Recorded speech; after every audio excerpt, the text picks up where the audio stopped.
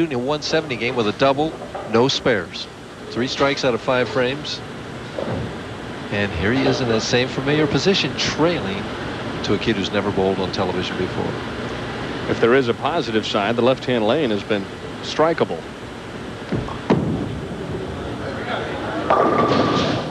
And fortunate that he didn't leave the 10-pin as well. So Ferraro will have to gather himself to make a run here in the latter part of this game.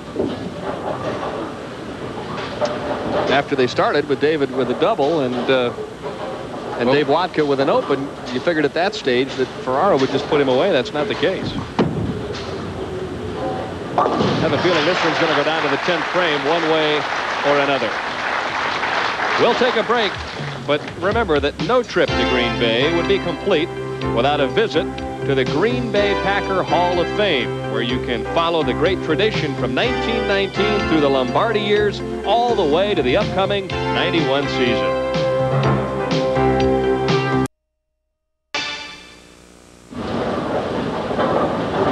The big donut you see there in the 6th was the worst break of the week for Dave Wodka. Threw a pretty nice shot, left the pocket 7-10, but then came back with a strike in the 7th. They were both good shots, Dan. Just a bad break to leave that pocket 7-10. And Ferraro figures it out on lane 16. Shakes his arms there, trying to get a little bit loose. He's 1 pin ahead. 3 frames to go. You think the advantage has got to be with Ferraro. He's been here before. The experience is with him. Yet weighing on his mind is, I don't want to lose again. This would be a key double. He leads by 1, could extend it to 11. This is favored of the 2 lanes. There. Well, we've had a lot of X's, Denny, but we've had also a lot of opens. I'll tell you what, 4 opens between the players, 4 splits between the 2, and right now 8 strikes between the 2. Wodka has to strike here to keep pace with him. And if he would strike off the sheet, could still shoot 213.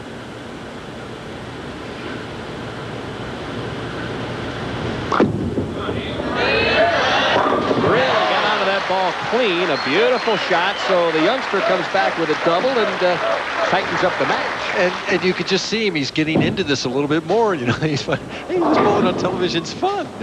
Told me he was going to go out and enjoy himself, win, lose, or draw. It was something that he'd always dreamed about doing, and he said, hey, Dan, I'm going to go out and do the best I can and see what happens at the end of 10 frames. And I'll tell you what, you know, there's 30-some pins that cost him that split in the 7th frame. This is for the lead in the foundation 9th frame. Right there, nope. Snapped at the end and left the 3-6-9-10. In watching him last night, Mike, especially under pressure, I noticed that there is one thing that he's guilty of, and he'll have a tendency to set the ball a little bit short, raise up on it, and his mistake is normally left, which is what we saw there. Now he's got a tough spare. He needs to make this to stay in the match. Very little time. Gets the reaction that he wants as he nails the Durbin on the left-hand lane. Now, Ferraro, if he strikes on lane 16, would be in the driver's seat. Absolutely. It's the left lane, he's proved he can hit all along. Oh, nice kick out of the 10. And I think the streak is going to end right here, Denny. 15 ahead. Right now, he basically just needs a good count and a mark in that 10th frame, and he's going to win the match. Because the best that Dave Wodka can get is 189. And plus, now he's on the lane that he likes the most. He's hit the pocket with every shot on lane 15. A little deep breath, a little extra time. Doesn't want to let this one slip away.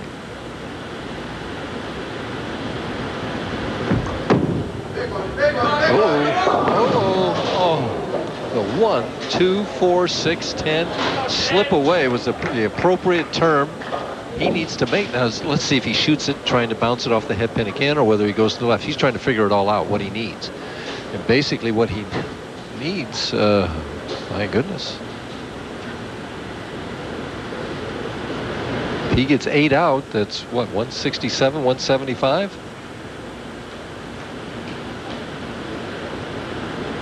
Now Wodka could still shoot 189. He's trying to bounce it off. It doesn't do. 8 out.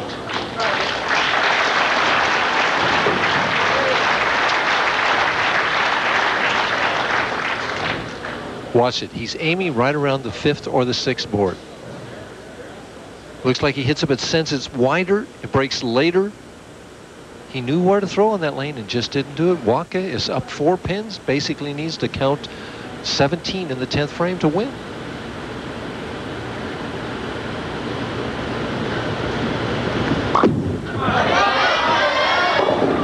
Ooh, 17.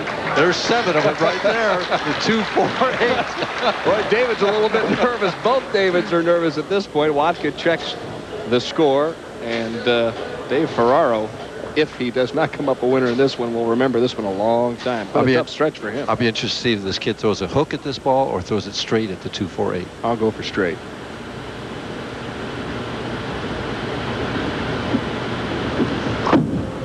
Straight it is. And he made it. Oh! Now he needs a strike then.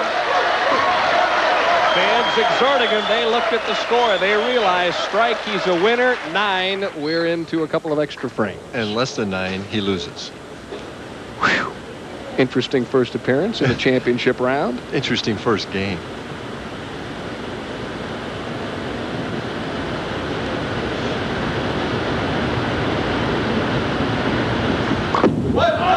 Will it strike? Yes!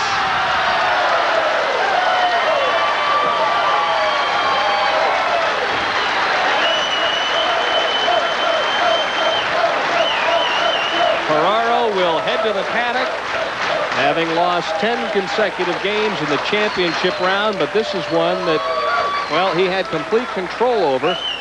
Oh. Meanwhile, on the other side of the coin, Dave Wodka has won his opening game in the championship round, and he will move along here in the